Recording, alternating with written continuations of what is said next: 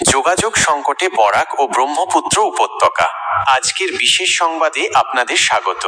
বর্তমানে বরাক উপত্যকা এবং ব্রহ্মপুত্র উপত্যকার মধ্যে যোগাযোগ ব্যবস্থা এক ভয়াবহ সংকটের মুখে।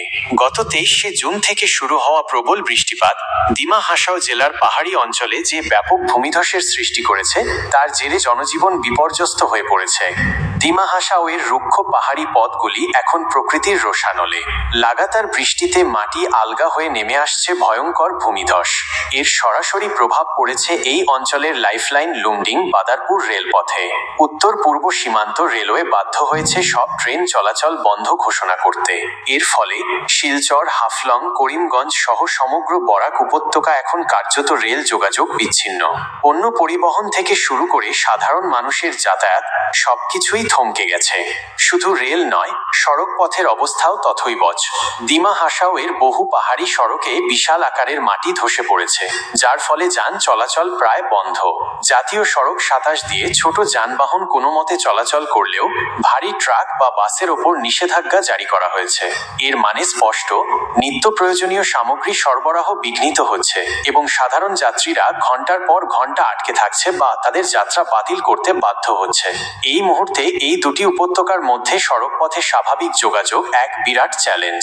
কিন্তু বিকল্প ব্যবস্থা কি আছে? নৌপথ বা বিমান পথে কি পরিস্থিতি সামাল দেওয়া যাচ্ছে? দুর্ভাগ্যবশত উত্তরটা হতাশাজনক। নৌপথে সীমিত আকারে কিছু কার্যক্রম চললেও তা মূলত মালবাহী জাহাজ এবং জরুরি প্রয়োজনে ব্যবহৃত হচ্ছে। বরাক নদীতে যাত্রী পারাপারের সুযোগ অত্যন্ত সীমিত এবং নির্দিষ্ট কিছু পয়েন্টের ওপর নির্ভরশীল। অন্যদিকে শিলচর বিমানবন্দর সচল থাকলেও অতিবৃষ্টির কারণে কিছু ফ্লাইট বাতিল হয়েছে এবং ফ্লাইট সংখ্যা যথেষ্ট নয়, তাই আকাশপথেও পুরোপুরি ভরসা করা যাচ্ছে না। এই সংকট কি শুধু একটি প্রাকৃতিক দুর্যোগের ফল, নাকি এর পেছনে রয়েছে আরো গভীর সমস্যা? এই পুরো পরিস্থিতি আমাদের চোখে আঙুল দিয়ে দেখিয়ে দিচ্ছে যে বরাক ভ্যালি ও ব্রহ্মপুত্র ভ্যালির মধ্যে একটি দীর্ঘমেয়াদী ও টেকসই যোগাযোগ ব্যবস্থার কতটা প্রয়োজন। শুধু ট্রেন বা রাস্তা থাকলেই চলবে না, পাহাড়ি এলাকাগুলোর জন্য প্রাকৃতিক দুর্যোগ মোকাবেলার বিশেষ ব্যবস্থা এবং বিকল্প রুটের উন্নয়ন এখন সময়ের দাবি। এই সংকট শুধু একটি যোগাযোগ সমস্যাই নয়, বরং একটি বড় প্রশাসনিক চ্যালেঞ্জ। মানুষজনের চলাফেরা, পণ্য পরিবহন, চিকিৎসা, ব্যবসা বাণিজ্য সবকিছুই স্থবির হয়ে পড়েছে।